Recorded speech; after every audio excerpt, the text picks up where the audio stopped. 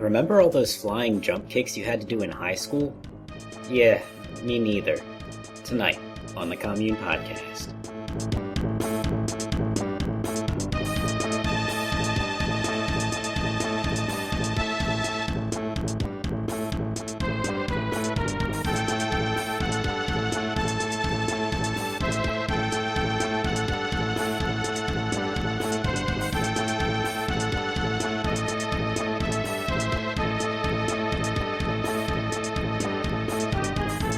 Sanrio, how have you been doing? Okay. Good to hear. Shouty, yourself? Or, I just meant the one person, Shouty.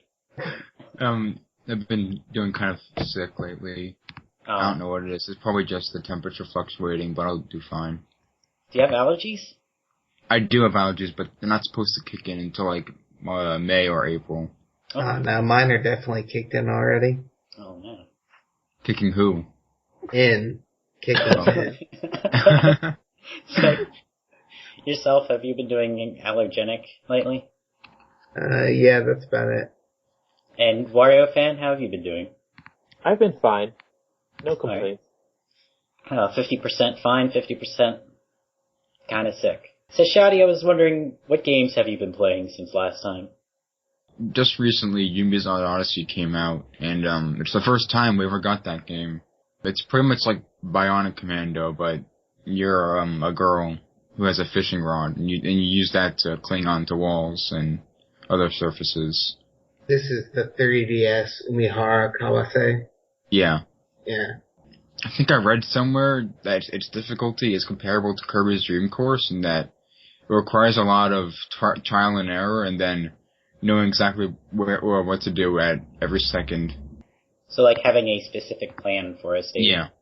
And is the 3DS game like that? Yeah, it is. But it's been modernized in such a way that you don't have a life system, and you can pretty much choose any level you want. So you don't have to go through the entire game to look for different paths. Is that to say there's a stage select? Yeah. After you've beaten that stage or gotten up to it. Okay, I see. Because there are different like paths you can take. Because there are secret exits in certain levels. This sounds pretty neat. Yeah, it is. Sounds like you would recommend it? Only if, well, I don't know. It's eShop only, and it's $30,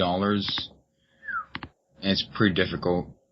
So unless you want something you need to get, unless you're planning on getting into it, I wouldn't recommend it. It's kind of a hefty investment for a digital game. Yeah. Well, it's, a retail game. It's only digital here is all. Oh. Yeah. Yeah, that probably would have been a wiser use of my money than Yoshi's New Island. We'll get to that later. So, Wario Fan 63, what games have you been playing? Oh, lately I've been playing the new Professor Layton game. Oh, the one you made a trailer for. Yeah! Azran Legacy. It's the sixth one. And presumably the final. Presumably. Yeah, in fact, Layton 7 is not even going to have Layton himself. It's just going to be a series of puzzles. Sounds existential. Yeah, I think that might just be like a code name or something. We'll see how that one goes. Yeah, I guess that's true too. But how are you liking Azran Legacy? About as well as the rest of the series, really. I mean, it does a couple things different. It has Street Pass stuff, which Miracle Mask didn't. And, it's kind of weird because, it's the Street Pass things like just you challenge other players to find things hidden in the environment there. But, most of the things are kind of easy to find, so I don't know. What are they finding? Do they put objects in the environments and then...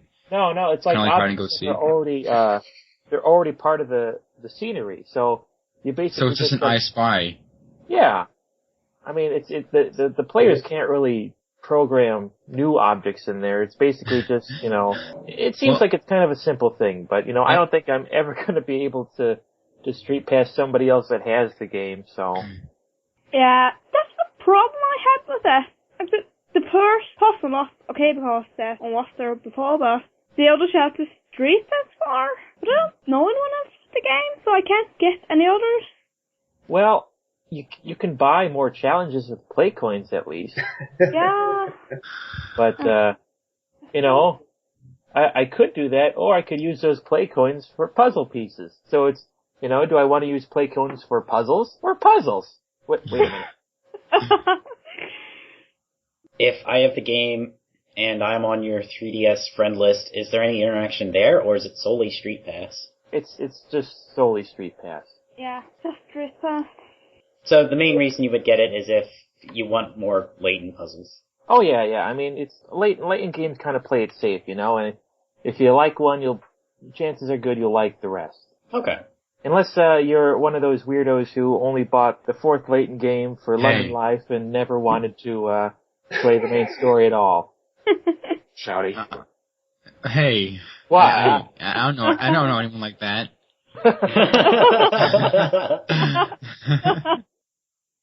I don't even play London Life. So yourself, what games have you been playing as of late? I've put some time into Adventure Island this week.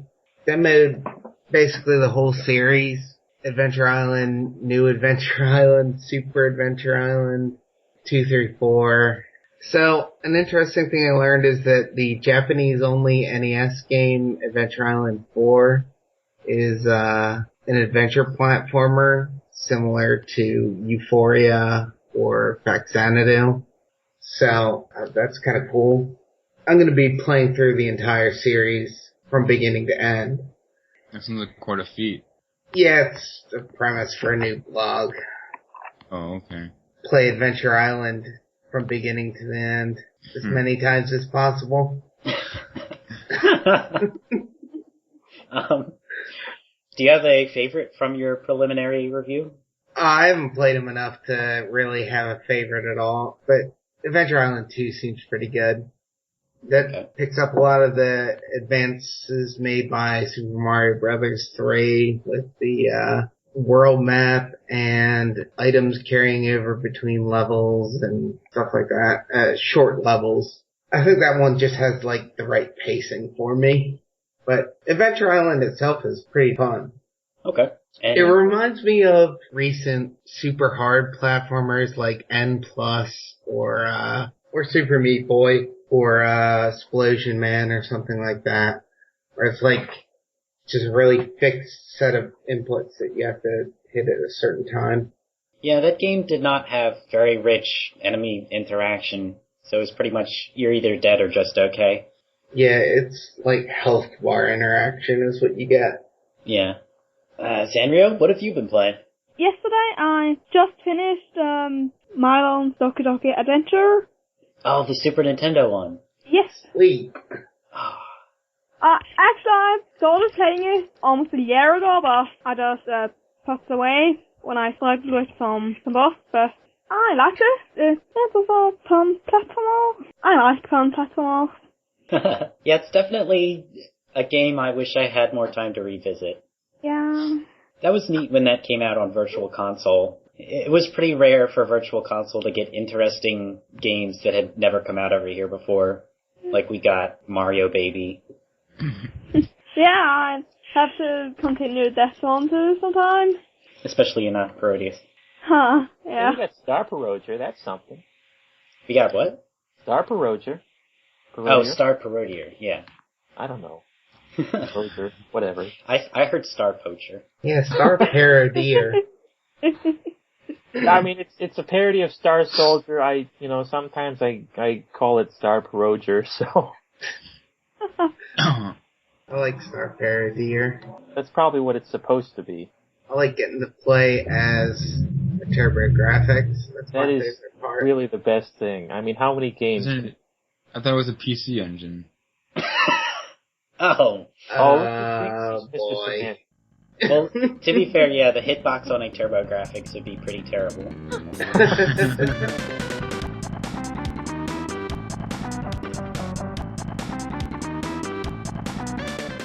Shin Nekketsu Kouha is a brawler that pits Kunio-kun and 3 of his friends against a gauntlet of high schoolers and gangsters.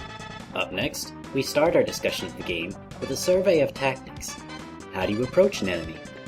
What do you do when an enemy overwhelms you? Which abilities do you find the most helpful? Everyone's got their own take on combat.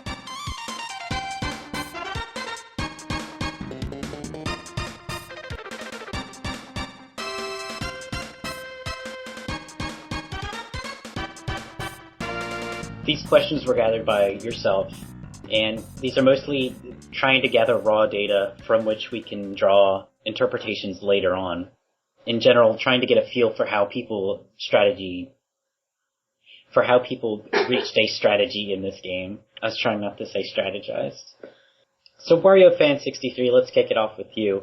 What was a particular attack chain that you found successful? Was that a literal kick it off? I appreciate this. Well, now I sort of go into these type of games, guns blazing, I guess, but there's no guns in this game. So I can't really use that one. But generally, I'm beating up people. As soon as I want to beat them up right away, So you immediately go on the offensive and defense is second. Exactly. I don't want them to beat me up first. I got to beat them up before they beat me up. I have my health bar to think about. So is that to say you can't name a specific attack chain and that you just used random ones? Well, I don't know if this would fall into one of your later questions here, but something I like to do is knock them down and then just sort of turn around, wait for him to get up, and use a back attack to knock him down again. And then, yeah. So you would prioritize getting them to the ground, and the easiest way you found to do that was the back attack. Yeah, actually, I think that works without fail every time, doesn't it? Yeah. If it's a back attack, it always knocks them down. Yes. And that's what I like, because if they can't get up, they can't hit me. Just gonna pull that quote out of context. Yourself, what was an attack chain that you found successful? I would usually try to approach enemies with a kick, because a kick had longer range than the punches, and you have the exact same range as enemies in this game, so you will take damage if you go in for a punch. So I would try to go in for a kick, and then after a couple hits, the enemy would go into a stun state, and after the enemy went into a stun state, I would, approach them, grapple them, get in a couple more hits and a throw. So that was a kind of standard attack chain for me. Just kick, then punches, then grab, then throw. Personally, I had a hard time getting into throws. It felt like they were easier to do later on in the game. Yeah, like certain enemies early on I didn't think it were possible to grapple. Was that the case with you? No, I think you could grapple any enemies. Okay. When you're in your prison uniform, you can't grapple, but once you're out of that... Okay. They just have to be in a stun state, like, with their arms hanging down, kinda. It's Streets of Rage rules. Is that Streets of Rage rules? Like, if you stun someone and then walk into them, you instantly grab them. Right. Okay. Shouty, what was an attack chain that you used? I think when in doubt, I just did a flying kick at the enemy and then stomped them on the ground and wait for them to get back up and then rinse repeat. So, because of the nature of the jumps in this game, there is a certain amount of risk to that strategy, right? Yeah, but if you can time the kicks, you can reach their hurt box before they get you. Okay. But yeah, this is before I learned about the guard moves, though, which I don't want to get into too much detail, but I felt that it was the safest strategy for me, because anything else would get me too up close to the enemies.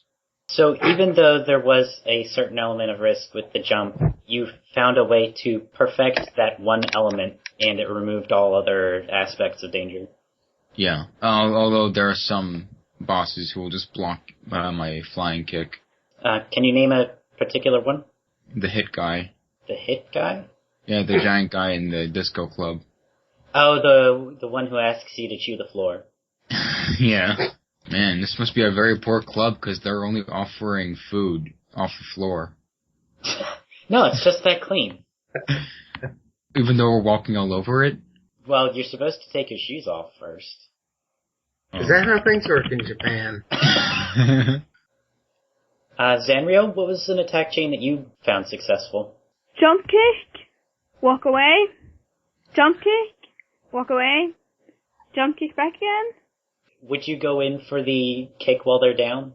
Yeah, but I couldn't always figure out how to do it. It took me a while to realize I could actually attack enemies when they were down. It's a lot easier to do with the female characters because they won't get on top of the guys. They'll just kick anyone who's down. Oh, Right. okay. So is that the down kick something you discovered by accident? Yeah, partially that and partially reading the controls from a guide because I couldn't figure out how to block. Oh, that's interesting that the controls are like tucked away on the continue menu. Yeah. Also took me too long to find out I could switch characters because I just don't use select for the other games I've played. Yeah, I don't remember how I figured that out. Shouldn't it be your intuition to try out every single button at any time? Personally, I found myself doing a lot of kick, then block, then go into some special attack if I can, because I found that while my kick was useful for stunning enemies, big enemies like bosses would not be stunned long enough for me to go in for a more significant attack, so I would always have to block, like, immediately afterwards. It's the kind of game where you have to take each hit as it comes. It's very difficult to go from one hit to another, I found. Yeah, I think in battles against bosses in particular, I ended up blocking more often than attacking. Just getting up close to them and hitting block, just in case, basically. Play the game of rock, paper, scissors, and if they would attack and leave themselves vulnerable, then I would take the opportunity to attack afterwards. Yeah, so it was important to learn how to take advantage of the long window on special attacks from bosses, because that would give you a good opening. Yeah. The fact that you have a good block is pretty nice. Yes. Actually, I was wondering, yourself, how did you know when to block? I almost never block unless I'm in a boss battle. I tend to just run through my health. I go with the flow of the combat, and I never had any real clear indication that I should block, really. I just never found myself using it, except in boss fights. And you are up to the first bike stage, right? Next stage after that. The waterfront. Right. Okay. Sanrio, have you experimented with the block button much? A bit. I guess I've mostly tried to block when I'm near an enemy and then attack. Sometimes it works and sometimes it doesn't. Yeah. So, is that to say, like, you don't have a great sense of when it works, or could you say when it does work and when it doesn't? No, I don't think I have a great sense of it. Maybe I'll have to do it before they attack, or click it exactly when they attack, or how long I have to block before I can or should attack. Okay. Yeah, it is important to work blocking into the rhythm of combat, and part of that is figuring out the right rhythm of blocking. Yeah. You get locked into a block for a long time, and you can't quickly sequence into one, so that is why I say it reminds me of rock, paper, scissors in that there is a predictive element to it. I feel like a lot of the animations in this game feel like they take a while, though. Partially because enemies don't have ridiculous stun times. Yeah. Shouty, how did you know when to block? I think I only used the block button to prepare any special attacks. I never really used it to block or to avoid damage. It was just for the purposes of setting up a powerful move. Okay, so for you, it was really just the special move button. Yeah, really no.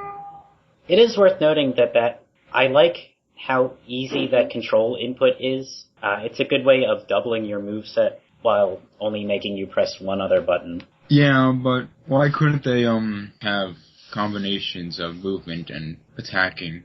Like, why isn't there some kind of dashing attack? Actually, a dash attack would have been nice, yeah. I mean, they have to jump attack. There seems to be a lot more just blocking-based attacks than movement-based ones. It does move at a pretty sluggish pace. Wario Fan 63, have you gotten much use out of blocking? No. Because when I block, I don't hit the enemies. And if I don't hit the enemies, they don't perish. So, this is kind of counterproductive to my overall goals here. I see. If your goal is to eliminate all the enemies on the screen, blocking does not apparently get you any closer. Exactly. I have tried blocking a bit, and I don't know, maybe I just used it wrong, but I felt like I was losing as much health as I was without the block. Have you been using special moves with the block button? Special moves with the block button? Yeah, if you do a move right after, if you press an attack button right after you block, you do a special move. Oh. Yeah. That's new. Blue Warrior fans mind. Yep. I didn't figure this out until, like, the second to last boss. I don't remember how I figured that out, but I knew it, like, right away. Oh. Well, I guess you're a lot more inquisitive than I am. No, I probably just read something and don't remember reading it. Alright. I found out, I think, during the first Shinji boss fight, because that is the first fight where I found blocking super useful. And I would always want to block and then attack him right afterwards, but I would press the button prematurely and then, that's how you do a special attack. Yeah. One you should probably know is Ricky's guard kick is really OP and will beat any enemy in the game, except Pretty for the much. final boss. Oh, I don't know. I use that to defeat the final boss. Oh, okay. Well, maybe we should leave that for next time, not exactly spoil it for everybody. Oh, yeah. I found myself blocking a lot because, for one, the block is really powerful. It will block pretty much anything that comes from in front of you. And I found it easier to get into the rhythm of combat if, like, I led an enemy to attack me and then I could, that left them open for my attack. Your super attack. Well, no. Oftentimes I wouldn't want to do a super attack because that would lock me into a long animation. That's Not actually... if you're using Ricky's guard kick. Well, I think on my next playthrough I might have to just not allow myself that move, because that really does ruin the game. Well, no, it doesn't ruin the game, but it can if you abuse it. So yeah, it took a lot of experimentation, and there are different rhythms for different enemies. But I did find it satisfying to block, and it let me get through a lot cleaner than I would have otherwise. Yeah, I've been trying to kind of pick it up as I move further into the game. It feels like there is some use for it. I said I don't use it much, but I think I'm trying to figure it out. So as you continue to play the game, you continue to investigate the usefulness of the guard move. Yeah. There's probably a less pretentious way to phrase that sentence. So if I might talk about guarding a little more. Oh, God. I found it was, for the larger, more offensive enemies, I found it was important to open with a guard. Because, like, if an enemy is really tall, they'll have a larger range, and so I won't be able to go right into them attacking. But for small, fast enemies, I typically wanted to open with something like a punch. And they were pretty easy to get into a stun chain. That's pretty much the range of deviation that the game explores. Yeah, I don't know about the large enemies you're talking about. Okay. So Zanrio, I was wondering, have you struggled with any of the enemies so far? Well, mostly the bosses. Yeah, they are hard. Yeah.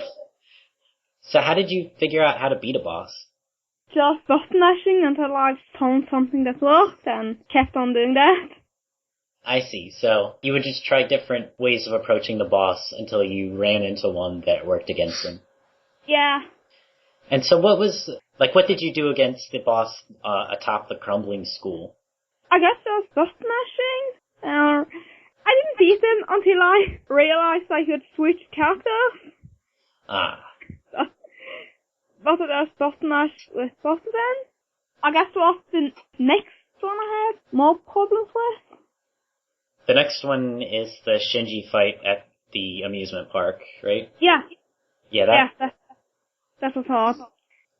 I feel like games tend to have a moment where suddenly you have to come to grips with the core mechanics of the game and the scope of everything finally makes sense. Yeah. And the Shinji fight, the first Shinji fight, is that moment in this game. Comes the boss, right. That's what I... Well, that makes sense, because Shinji uses super moves similar to yours. Yeah, that's true. He's the third like double dragon. The triple dragon. He has your special moves, and his combos and special moves do enough damage that button mashing even with all 4 characters, does not get you through. Yeah. Got me through. Well, you weren't button mashing. Oh, well, I was mashing the button when I was pounding on him on the ground with my foot. So, Shouty, actually, while you're here, were there enemies you were struggling with? Like, basic enemies? Any enemy. Did you struggle against Misuzu? Misuzu? Suzuki? Yeah, I did, but, I think she's meant to be a roadblock for many gamers, for many players, but I don't think many people here have gone up to her. I don't think we would consider the finer mechanics of the game spoilers. Yeah, I don't... Okay, well, there is this one enemy later on in the game that uses a knife, and, I think that just prevents you from getting anywhere near them, because they'll just bring that knife on you, and you can't block the knife. Yeah, that guy was really surprising. So, yeah. Go ahead. What did you find that worked against him? I think just using the flying kick worked well, because that got you in a position where your hitbox will get into his hurt box, and he can't spring the knife on you. So, walk me through the process of how you figured that out. Well, I mean, since that was sort of my MO for every enemy in this game, it kind of was just... It was just that one enemy that the game expected me to use that strategy on, I think. So, you just had a default strategy, like, when an enemy is difficult, use the flying kick and you can usually beat him up pretty badly. Yeah. And so when the knife guy gave you grief, you tried it. And it was just sort of serendipitous that also, it's probably one of the intended strategies for the guy. Mm-hmm. Okay. Yeah. Yeah. It is neat that they let you rely on the guard for so long, and then there's a counter to it pretty late in the game. Yeah. It's a game breaker. Yeah. I mean, in a good sense, though. It made me relearn the game and approach the mechanics from a different angle. Yeah. Wario Fan 63, have you struggled with any of the enemies? Yeah, I have been struggling with Shinji down at the amusement park. It's got that, I don't know, that flying kick. It just sends you way across, like, several screens. Several screens? Several screens. Oh, you mean the hurricane kick? Yeah. Hundreds of screens. So, have you beaten him yet? Oh yeah, I beat him there, and then he escaped to the warehouse or whatever. Typical. Yeah, typical Shinji. Whenever he's feeling down, he just goes to the warehouse. Right after the first motorcycle level, yeah. That's the directions you give to people. So how did you figure out how to beat Shinji in the amusement park? Well, now, you may have noticed my pattern so far is to just beat up people. So, my strategy was to figure out how to continue to beat up people without dying, and this involved using the select character button. Is the Shinji fight where you started swapping characters? No, it is not, but I think that's when I became frightened that I would lose, because what I thought would happen was if a character lost health, they'd just be incapacitated until whenever. But it turns out your current life is the current character, so you kind of have to strategize swapping just before they die so that you don't die. You do have to learn which enemy attacks do how much damage. There is an element of strategy that an enemy can have 2 attacks, a weak one and a strong one. And if you have just enough life left, you might say, well, I could take a weak attack, but if I get hit by a strong one, I'm going to die. And so there's a gamble there that you might be able to see the strong one coming and you're relying on that. If that makes any sense? Yeah, it does. Okay. So was character swapping enough to get you through that fight with button mashing, or did you have to... Yeah, actually it was. Okay. So when you say button mashing, is this Wario Fan walks up to Shinji and mashes the Y button?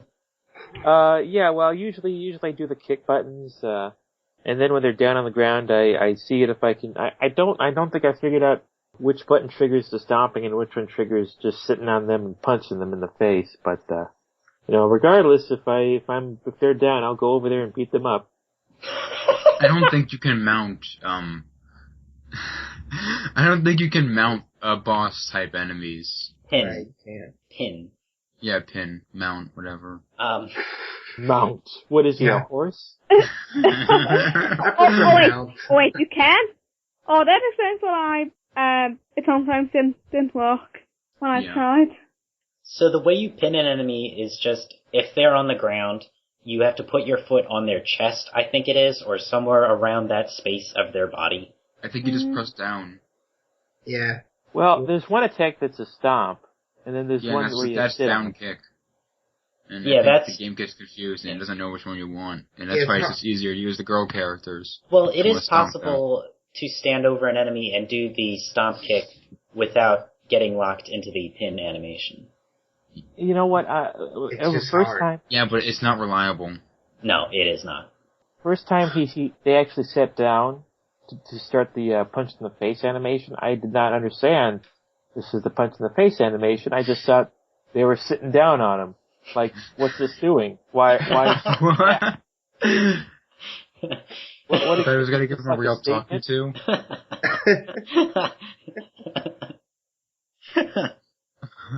But I thought it might have been some sort of, Japanese school boy thing. What? I don't know. Like teasing them? I don't know. This culture has strange traditions. Yeah. Yeah, strange traditions of forming gangs in high school and beating the shit out of each other. Yeah, actually, if we might do an aside, is anyone else bugged by that? By what? By, school kids turning into gangs, and there's, apparently a network of gang warfare? I think it's totally sweet. That seems part of the course. I mean, there's several Japanese games about that, aren't there? Yeah, there's several Japanese in the games United States and everywhere else. I think I heard gangs. Gang as in, people have an allegiance to Kunio, and people beat up people who are in Kunio's gang. Kunio doesn't really have a gang, though. He's the leader of Nekketsu Kouha. Yeah, I don't know what that means, though. So you don't have a good enough sense of the world to really say one way or the other whether this is, a troubling concept? You can't even justify why you're I think it's like what yourself said. It's dystopian, in a sense. Okay. I think it's just I'm used to so many video game tropes that this is not so odd for me. That's what bugs me. I got really wrapped up in the story and then, looked at it and said, wait, I'm taking this for granted because it's a video game. No, I think it's pretty bizarre. I think it's like Battle Royale level. Weird. Oh. Maybe if this was baby Kunio-kun beating up other babies, that might be something what? Babies? What? Yeah, babies fighting other babies. What? Are they like the leaders of their daycares? Downtown Nekketsu daycare. Man, why didn't they do that game? Yeah. With that out of the way yourself, did you struggle with any of the enemies? Not in particular. I thought they all had... Well, I haven't gotten too far in the game yet either, though. I'm only about a third of the way through. So far, everyone has been pretty manageable to the point where I can either hit them with an attack or a block and not have too much trouble. But in the Shinji boss fight, as we were talking about before, yeah, that was an interesting one.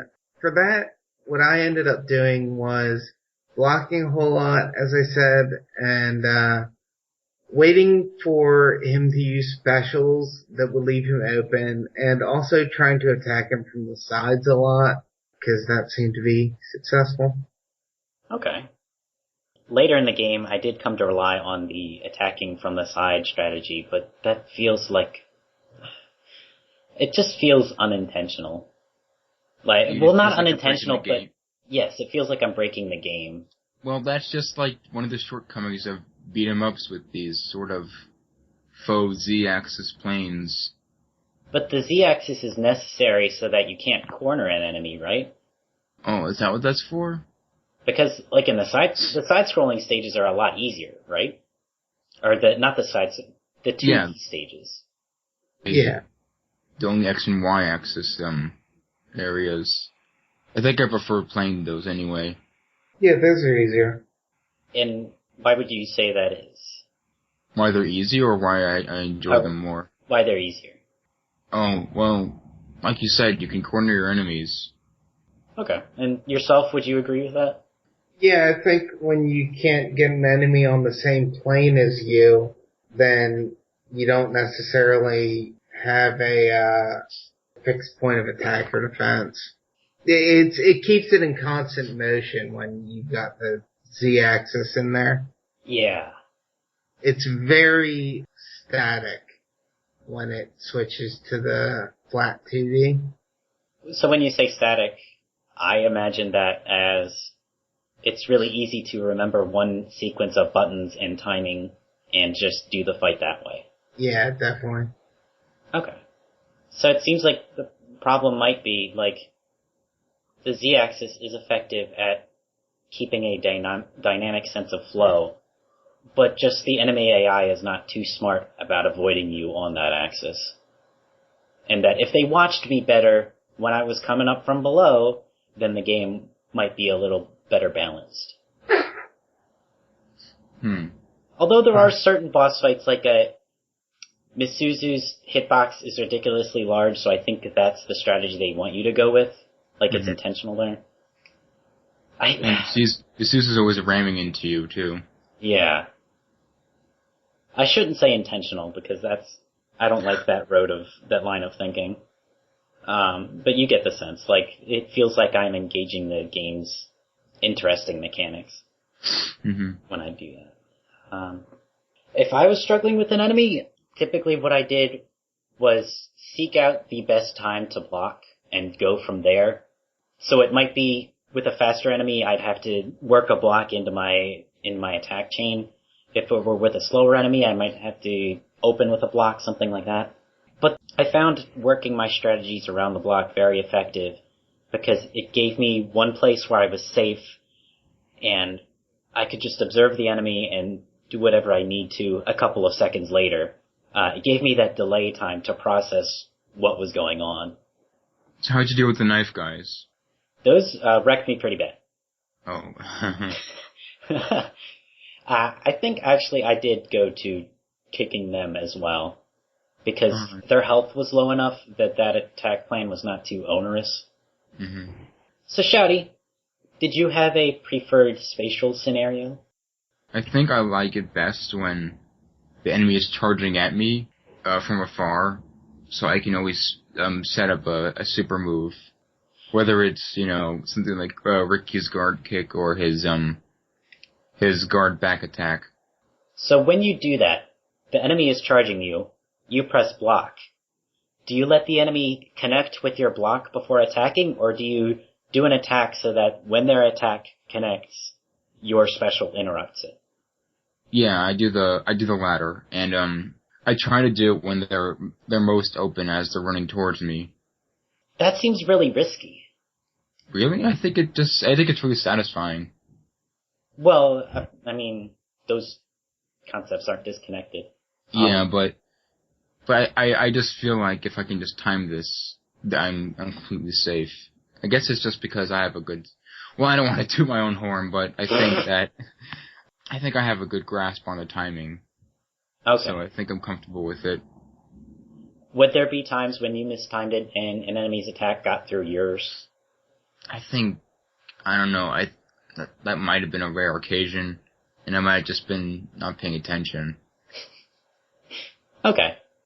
I definitely waited, and that would screw me over because sometimes because enemies' attacks will push you back when you're blocking, there were a lot of times when that would push me out of the enemy's range, and then I would just have to figure out some other way to get at them. Yeah, see, that's what I was worried about, so I just try to bait them to the punch. Literally. And Ricky and Kyoko have very high priority special moves, but what about Kunio and Misako? Did you get any use out of their special moves similarly? You know, I think the hitbox on their, like, stopping moves are kind of wonky. How so? Like, the guard punch, it just has Kunio going into this weird flip, horizontal flip, and then for Misako, she also does a flip, but I guess it's more forward. So I guess that would be easier to utilize. But for all characters, there is this, guard jump, knee attack. So that would be pretty effective. Okay, so when you were relying on that strategy, that really only applied to the right half of the character select. Mm-hmm. Okay. Wario Fan 63, how did you play this space? Office Space? Yes. Well. If Kunio is the guardian of his school, do you think now he's the guardian of his office? I'd say so, yeah. Absolutely. Salaryman. Salaryman gangsters. Downtown Nekketsu business. I don't know whether or not this is a joke. I really don't know enough about other cultures. I must protect the quarterly reports.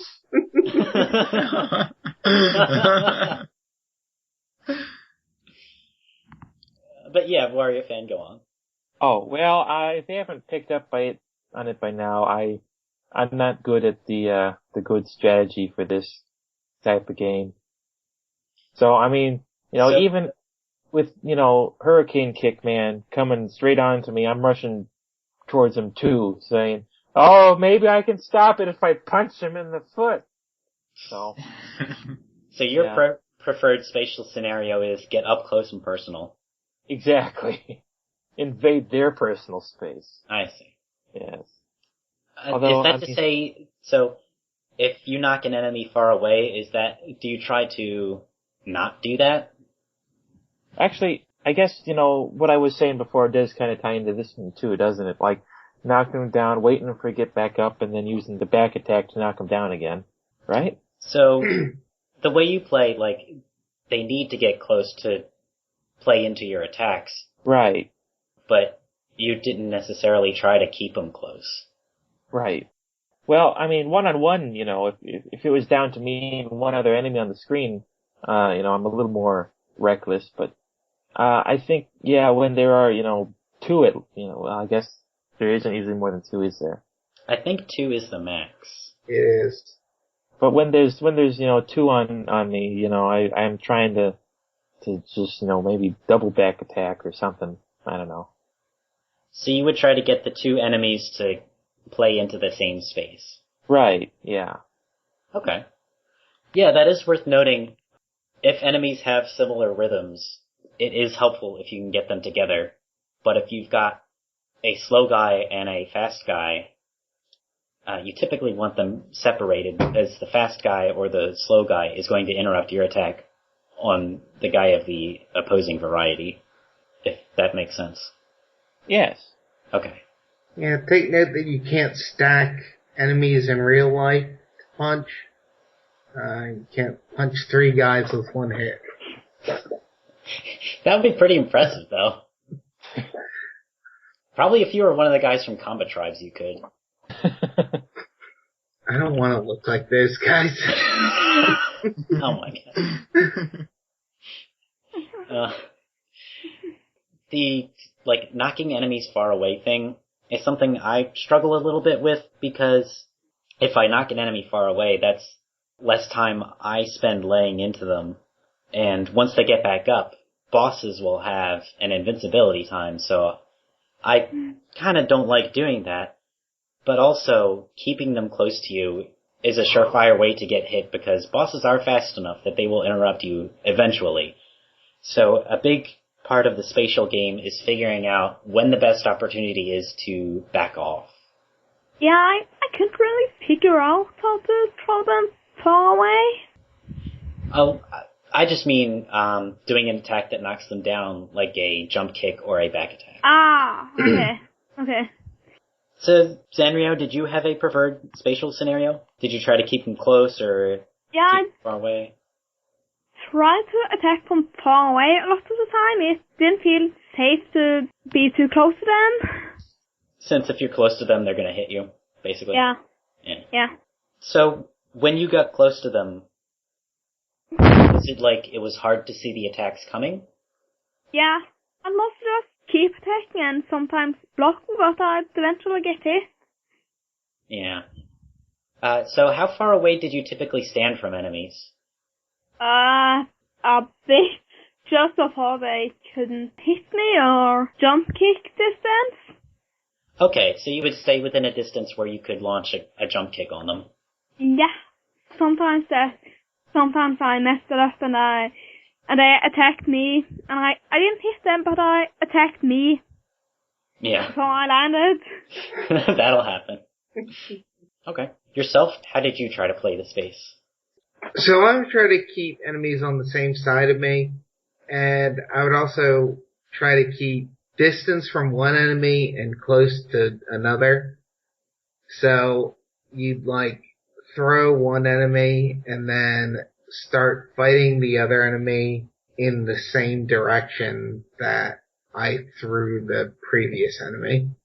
So you would try to, like, queue up lines of enemies? Kinda.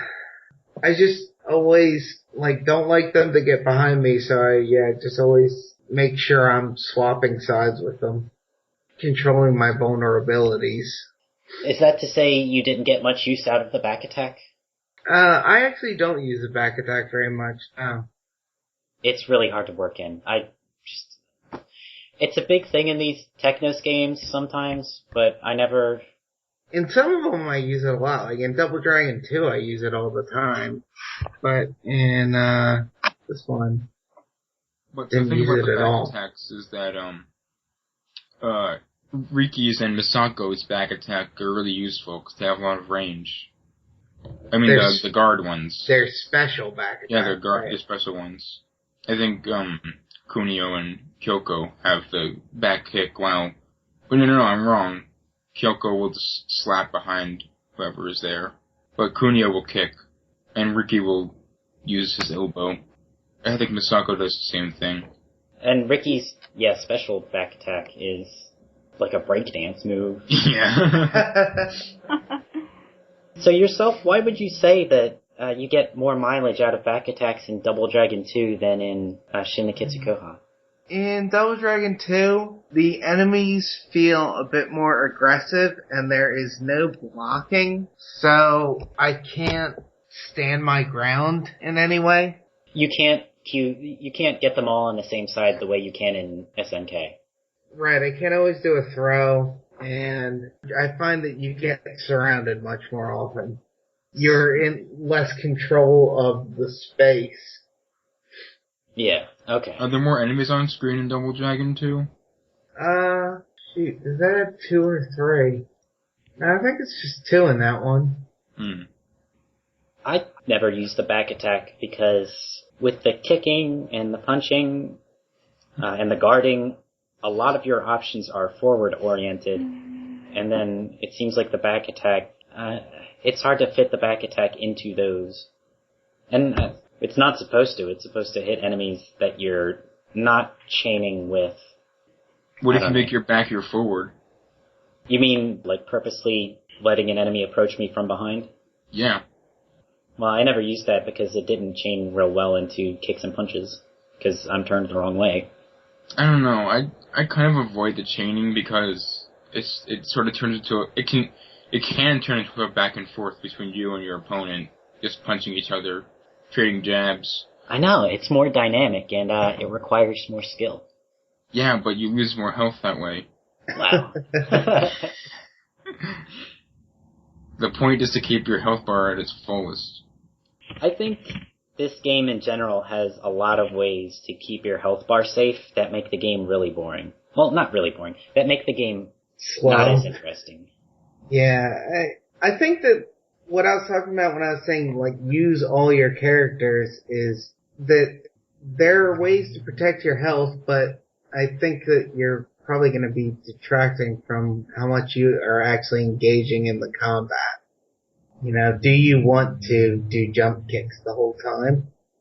It's that crazy question you get with fighting games where, you can clear Street Fighter 2 by only doing Hadoukens. But that Ryoga also... fires. Yeah. Thank you, Arino. But that's also not a fun game, so it requires the player to, like... Well, it doesn't require the player, but I am certainly incentivized to make up my own rules beyond the rules of the game. Right. And this might be where you introduce some incentive, like beating a fight so efficiently or using such variety of moves or something like that, where rule systems that you see in Devil May Cry and latter-day action games help to remove that unfun style of play by giving you a guideline for a fun style of play. Yeah, that's a good point.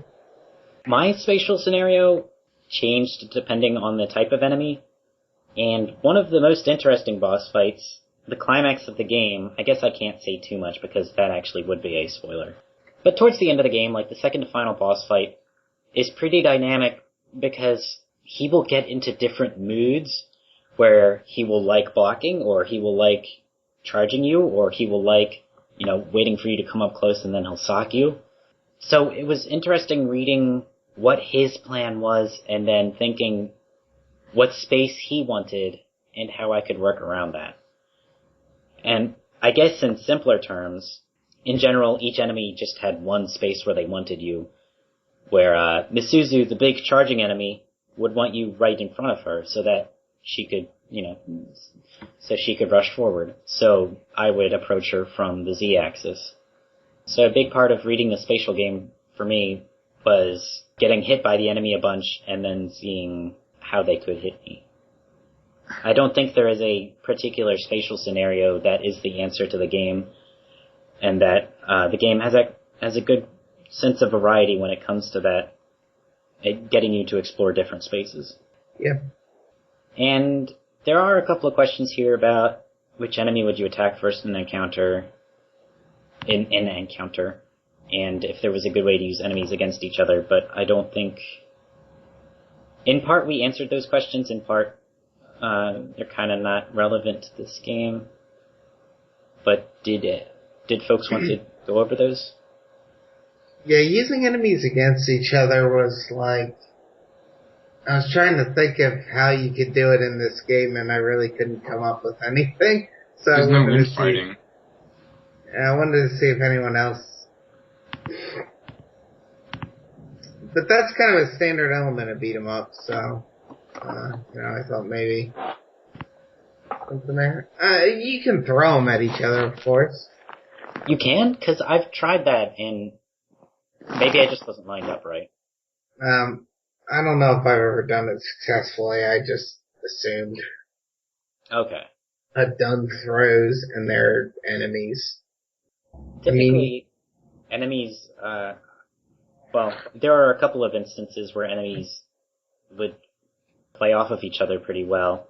Like at the disco, the track is called Beauty and the Beast, the soundtrack, because you get one small fast character and one slow big character, so that's like a really obvious way to play enemies off of each other. Yeah. Thought maybe we talk about more about enemies in the next one, right? If not enemies, what would we talk about? Alright, did anyone have any other thoughts on Shin Nekketsu Kouha? Yeah, for some reason I found it easier to use Riki and Kyoko than the others. Yes, I think Riki and Kyoko, their attacks seem stronger. They put enemies into a little bit more of a stun, and their attacks are a higher priority. Yes. Also... I also got hit less. You what? Yes. It also seems like I got hit less by them. Oh. So, with them, when using them, so, yeah. Yeah, enemies have a harder time getting through those attacks. Yeah. Something interesting I noticed about the girl characters is that at the end of a combo, when with Kunio and Riki, your final uppercut knocks the enemy away from you, whereas with the girl characters, your final kick knocks the enemy towards you. Oh.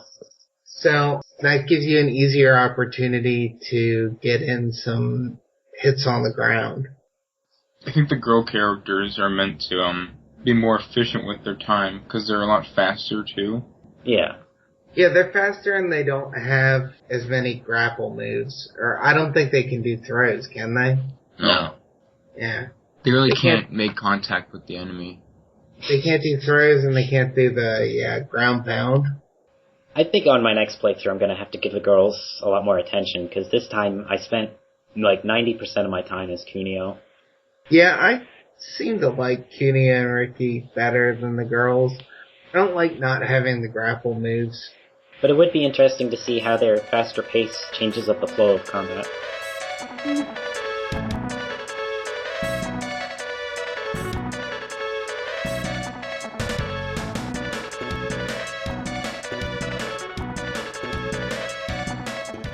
Koji Igarashi directed Castlevania as we know it today, most notably through Symphony of the Night. Recently, he spoke at GDC about his experience, and we took the opportunity to ponder one of his comments about boss fights.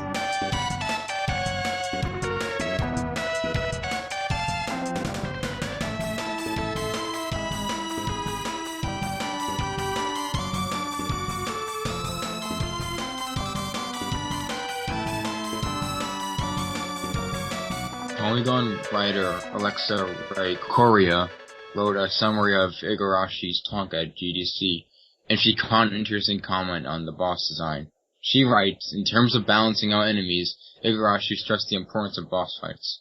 Developers should focus on balancing boss fights, and make them the best they can, since the bosses are the stars of the game.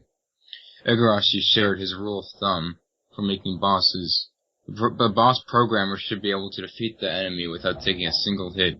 That's how you know the boss was developed correctly, and it clearly demonstrates signals for how to defeat it. Do we think this is possible for the bosses in Shin Nekketsu Kouha, Zanryo?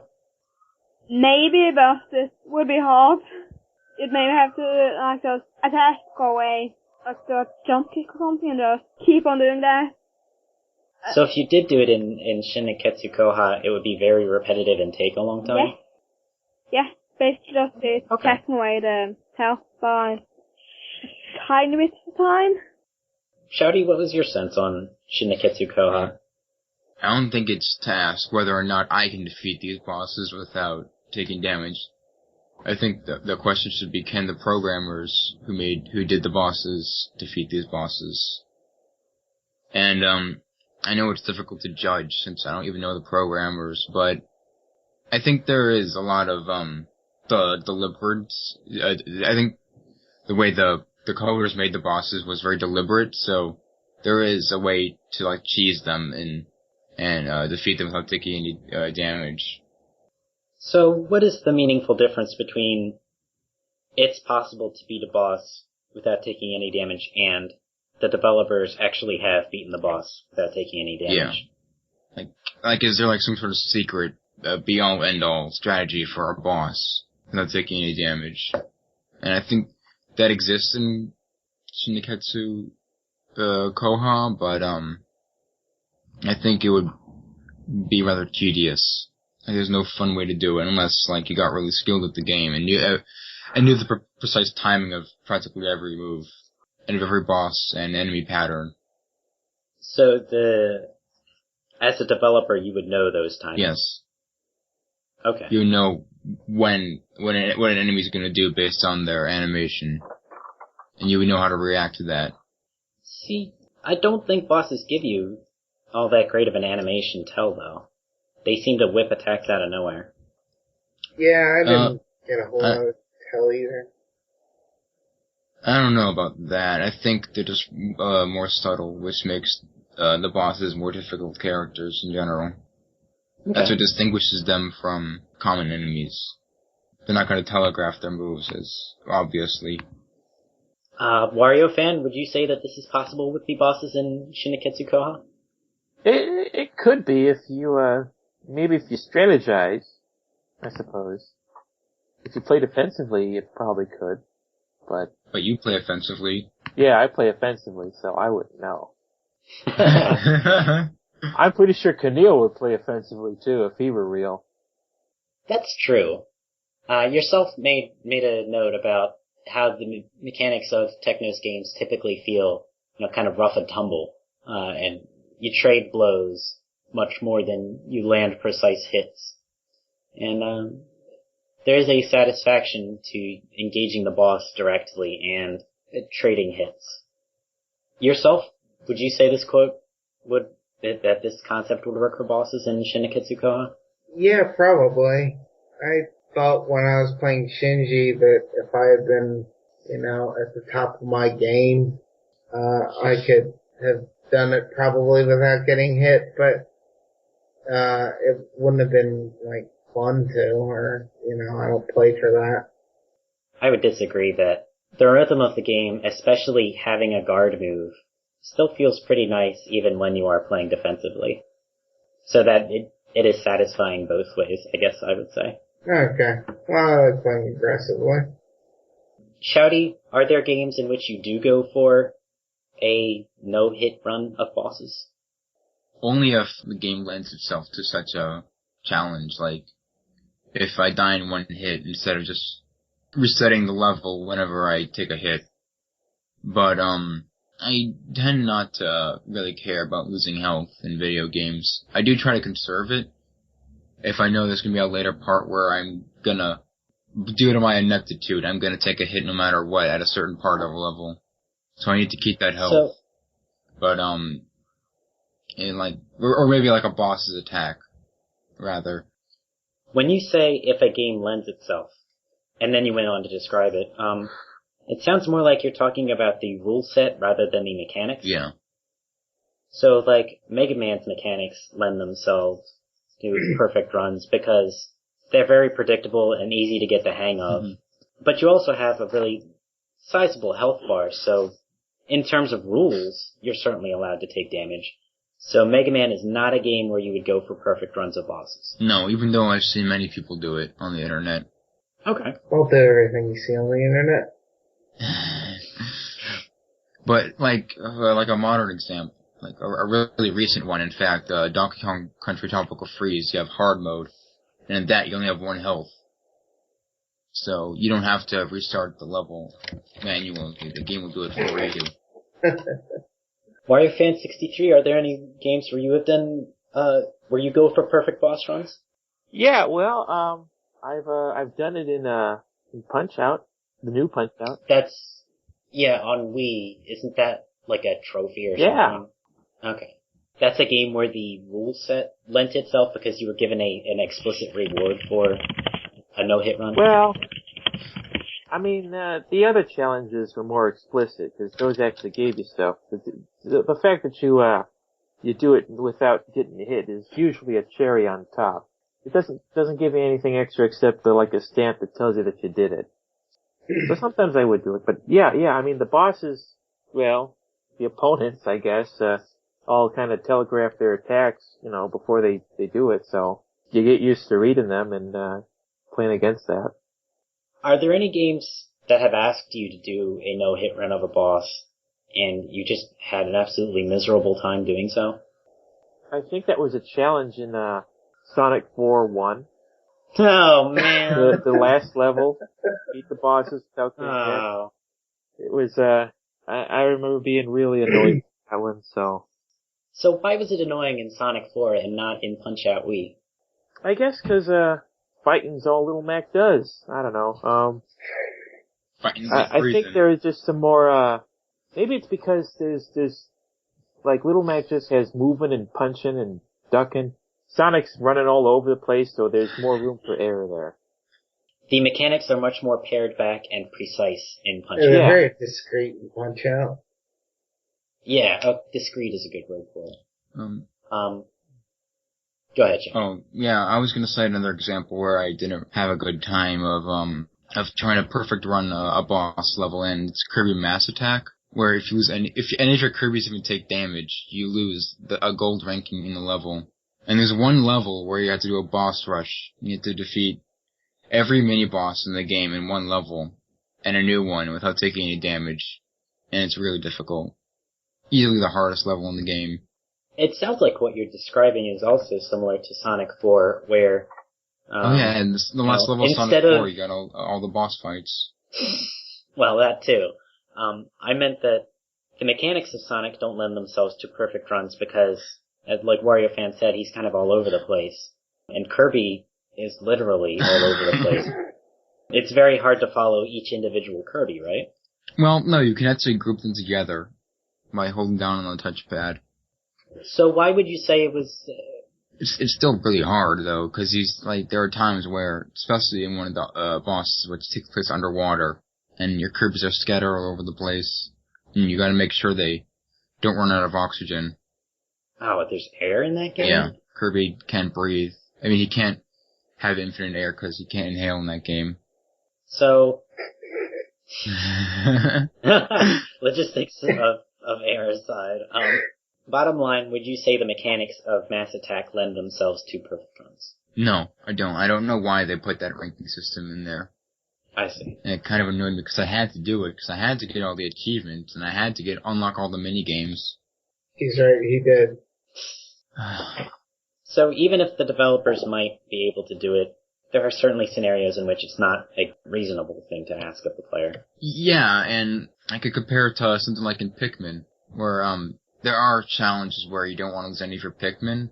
No, wait, I'm wrong. No, wait, in Pikmin 2, they had that. Like, if you didn't lose any of your Pikmin, you'd get rewarded with a pink flower, saying that it was a perfect run, even though you might not have gotten all the treasures in that challenge. But in Pikmin 3, the game doesn't care if you lose any Pikmin, especially during the boss challenges. So, was it any better in Pikmin 2 than in Kirby Mass Attack? Or is it the same problem? Well, the thing about in Pikmin 2 is that you only lose Pikmin if you try to go after the treasures in the dungeon floors. But you don't have to go after them, so it's optional. You can either go for a high score or for a perfect run. I see. So instead of frustrating the mechanics, it instead gave light to a way of playing that you might not have considered otherwise. Mm-hmm. Okay. So I think it works there, kind of, at least better than in Mass Attack, excuse me.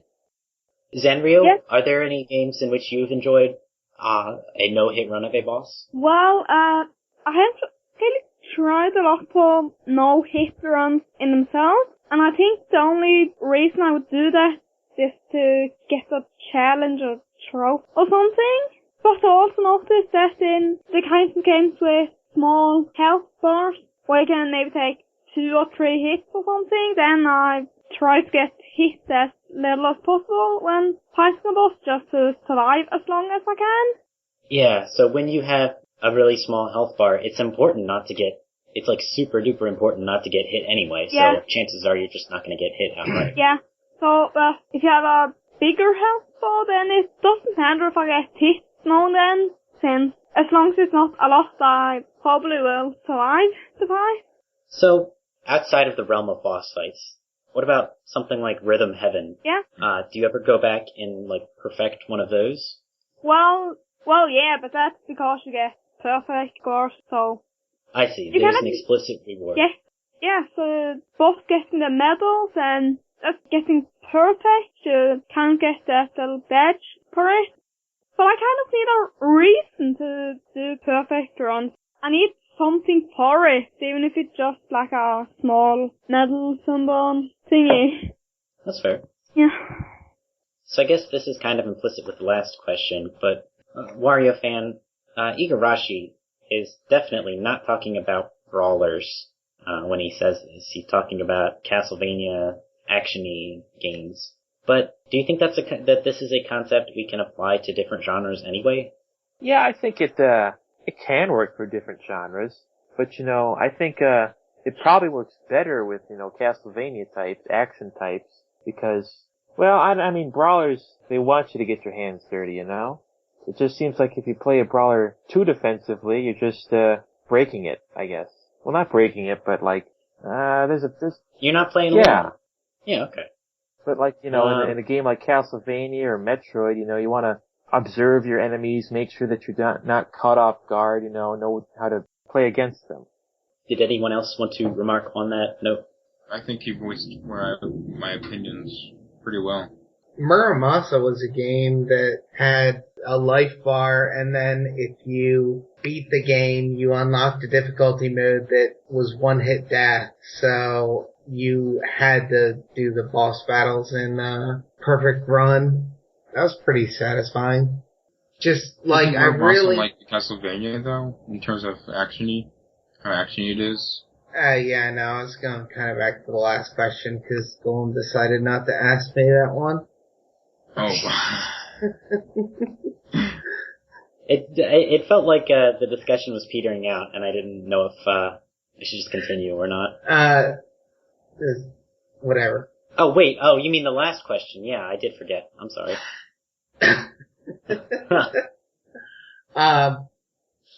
But, yeah, so Muramasa was a game where, like, I really got to know it a lot better when I did that second run with the one-hit deaths.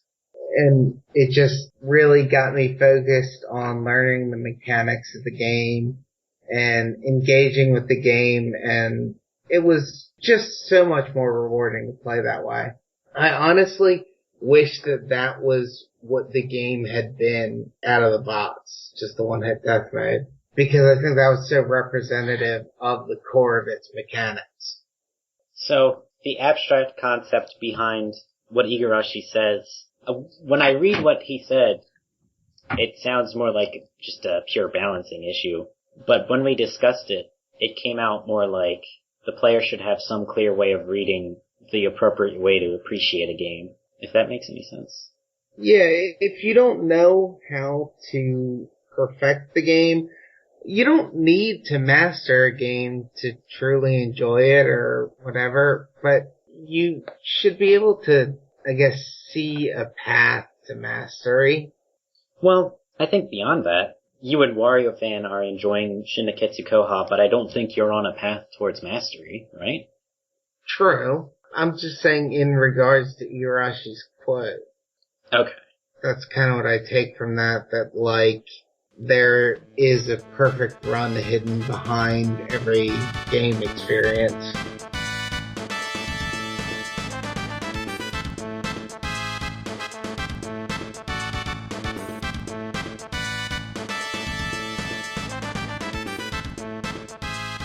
Alright, thank you everybody for joining in on Kunio-Cast. I think we learned a lot today. I was actually wondering, before we go, yourself, do you ever bring any refreshments when we record these? I drink a full glass of water.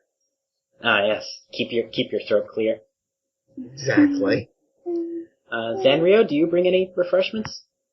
Sometimes, but usually not. Okay. If I have any snacks lying around, then I eat them sometimes, so I don't usually bring anything specifically for this. I see. Okay. Shouty, do you come with any refreshments? I have an almost finished bottle of lemon lime flavored seltzer. Wow. That sounds delightful. It is. It's kind of warm, too. Yum. It's sodium and calorie free.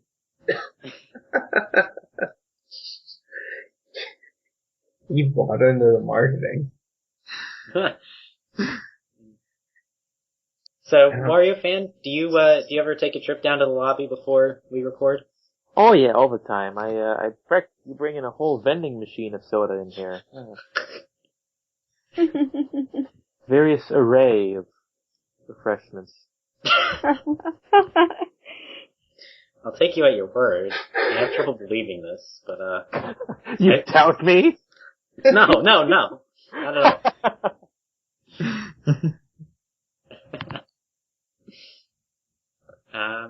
Wario Fan, what's your favorite brand of pretzels? Snyder's. Alright, that's fair. Very good. You know, I kind of thought Snyder's was a regional thing. Because they say of Hanover on the package. Yeah.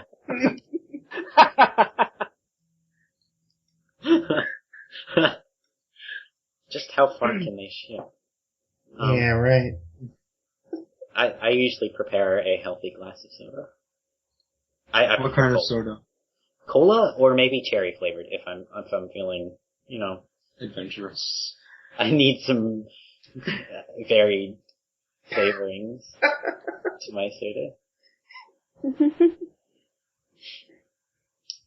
Zenryo, any final words?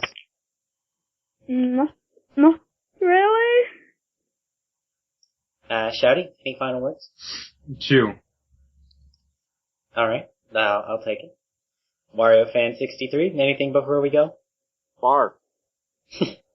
Alright, well played. Yourself?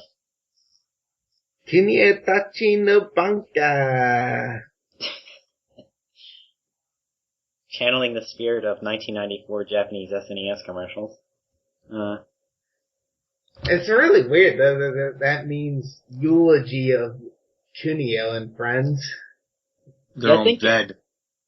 I think it might be, I haven't gotten to the titular elegy yet, or eulogy.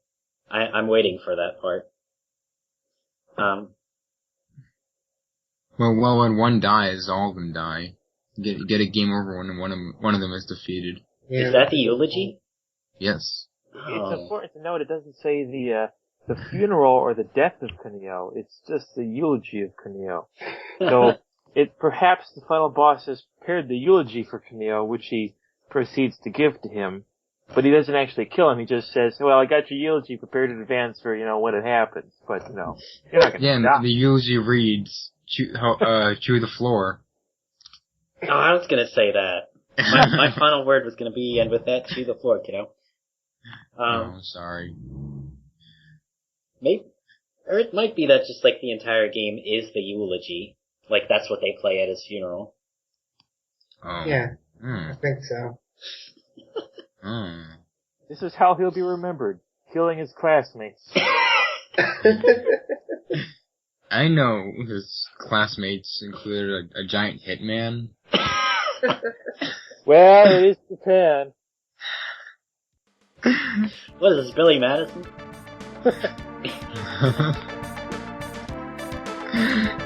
Alright. Thanks again.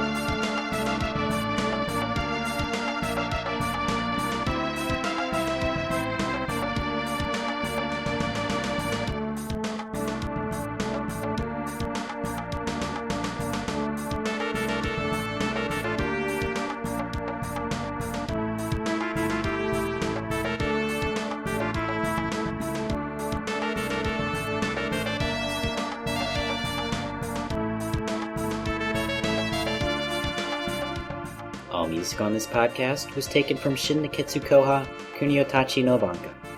I'll leave you with this final thought. Brawlers often offer cheesy strategies like jump kicking enemies to death, and they also have dangerous strategies that keep you close to enemies. When do you use which type of approach? What's the border where the cheesy strategy is too boring, or the dangerous strategy is too difficult? How do games explore that space between the cheesy and the dangerous? And how can we observe the full scope of the approaches? If you have any comments or questions, please email vgcommune@gmail.com.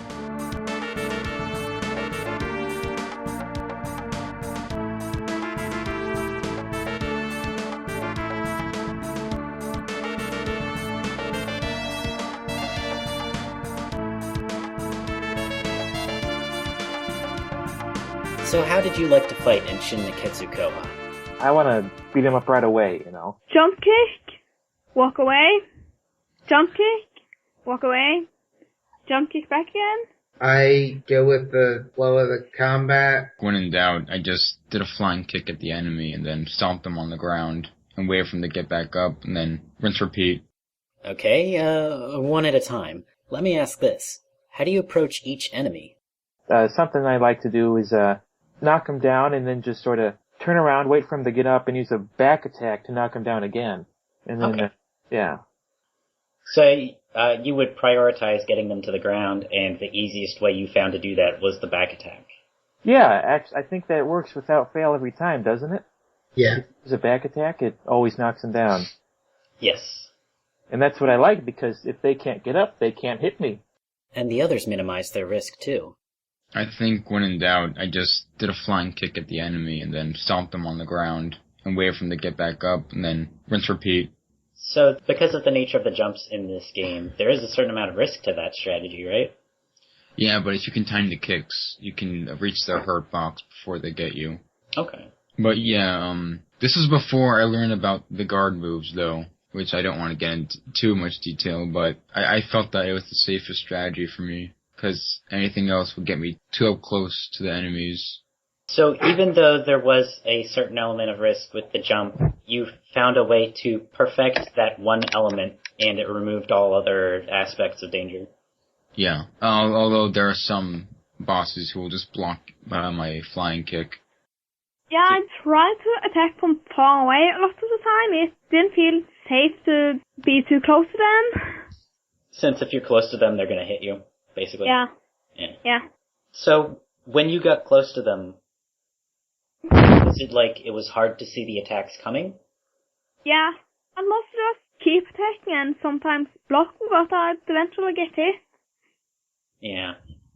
So how far away did you typically stand from enemies? A bit. Just so far they couldn't hit me or jump kick distance. Okay, so you would stay within a distance where you could launch a jump kick on them. Yeah. Sometimes I messed it up and they attacked me, and I didn't hit them, but I attacked me, so I landed. That'll happen. While Wario Fan got close to score clean back attacks, Shouty and Zanrio kept their distance to stay safe. Yourself kept his risk in mind, but he didn't focus so closely on minimizing it. I would usually try to approach enemies with a kick, because a kick had longer range than the punches, and you have the exact same range as enemies in this game, so you will take damage if you go in for a punch. So I would try to go in for a kick, and then after a couple hits, the enemy would go into a stun state, and after the enemy went into a stun state, I would, approach them, grapple them, get in a couple more hits and a throw. So that was a kind of standard chat chain for me. Just kick, then punches, then grab, then throw. Which isn't to say he kept enemies close perpetually. So I would try to keep enemies on the same side of me, and I would also try to keep distance from one enemy and close to another. So you'd throw one enemy and then start fighting the other enemy in the same direction that I threw the previous enemy. I just don't like them to get behind me, so I just always make sure I'm swapping sides with them, controlling my vulnerabilities. Yeah, when there are, two on me, I'm trying to just, maybe double back attack or something. So you would try to get the two enemies to play into the same space. Right. Yeah, take note that you can't stack enemies in real life to punch. You can't punch three guys with one hit. That would be pretty impressive, though. Probably if you were one of the guys from Combat Tribes, you could. I don't want to look like those guys. Oh my god. In short, Yourself kept himself close to enemies and landed successive hits. So does that mean his defensive game suffered?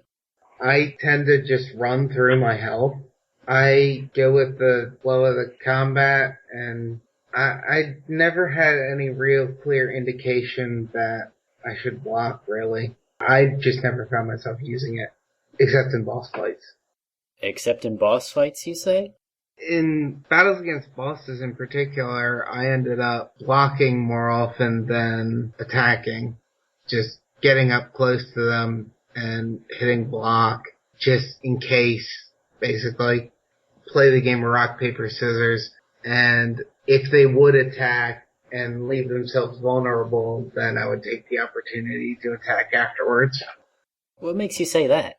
You get locked into a block for a long time, and you can't quickly sequence into one, so that is why I say it reminds me of rock, paper, scissors, in that there is a predictive element to it.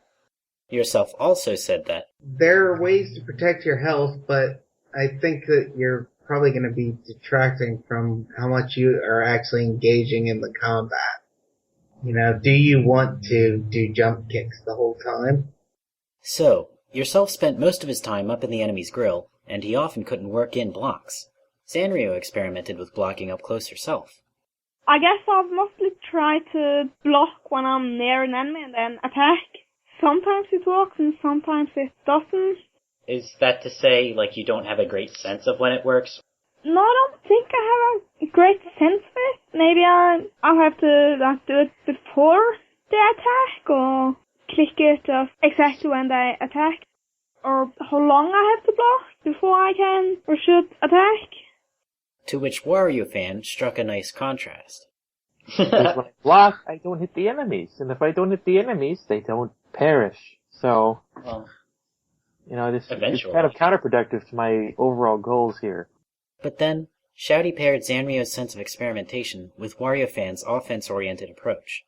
I think I only used the block button to prepare any special attacks. I never really used it to block or to avoid damage. It was just for the purposes of setting up a powerful move. And, getting into more detail, he said, I think I like it best when the enemy is charging at me from afar, so I can always set up a super move. Whether it's, something like Ricky's guard kick or his guard back attack. So when you do that, the enemy is charging you, you press block. Do you let the enemy connect with your block before attacking, or do you do an attack so that when their attack connects, your special interrupts it? Yeah, I do the latter, and I try to do it when they're most open as they're running towards me. That seems really risky. Really? I think it's really satisfying. Well, those concepts aren't disconnected. Yeah, but I just feel like if I can just time this, I'm completely safe. And in even more detail, Shouty discussed the guard attacks for Kunio and Misako. I think the hitbox on their, stopping moves are kind of wonky. How so? Like the guard punch, it just has Kunio going into this weird flip, horizontal flip, and then for Misako, she also does a flip, but I guess it's more forward. So I guess that would be easier to utilize. But for all characters, there is this guard jump knee attack, so that would be pretty effective. Okay, so when you were relying on that strategy, that really only applied to the right half of the character select. Mm-hmm. To which Sanrio added, For some reason, I found it easier to use Riki and Kyoko than the others. It also seems like I got hit less when using them. In fact, while we're on the topic of character distinction, Something interesting I noticed about the girl characters is that at the end of a combo, with Kunio and Ricky, your final uppercut knocks the enemy away from you, whereas with the girl characters, your final kick knocks the enemy towards you. oh, So that gives you an easier opportunity to get in some hits on the ground. I think the girl characters are meant to be more efficient with their time, because they're a lot faster too. Yeah, they're faster and they don't have as many grapple moves. Or I don't think they can do throws, can they? No. Yeah. They really can't make contact with the enemy. They can't do throws and they can't do the ground pound. if you walk over a fallen enemy, hold down on the control pad, and then press the kick button, you can kick the enemy on the ground. The ladies will always do this, but with the guys, standing over a fallen enemy will cue an up-close and personal grappling animation. First time they actually sat down to start the punch in the face animation, I did not understand this is the punch in the face animation. I just thought they were sitting down on him. Like, what's this doing? Why? What I thought I was going to give him a real talking to. But no matter what, it's important to rely on your entire party. Since each party member has his or her own health bar, you can use them in turn to soak up more damage. What did you do against the boss atop the crumbling school? I didn't beat anything until I realised I could switch characters. Now, you may have noticed my pattern so far is to just beat up people. So, my strategy was to figure out how to continue to beat up people without dying, and this involved using the select character button.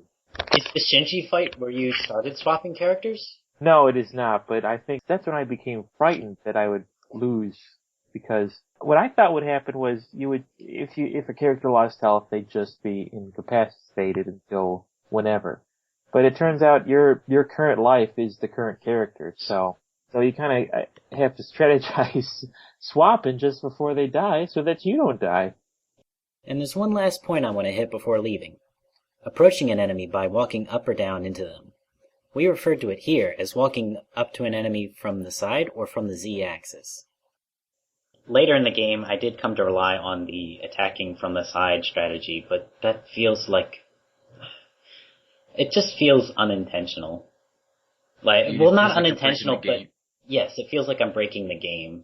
Well, that's just like one of the shortcomings of beat-em-ups with these sort of faux Z-axis planes.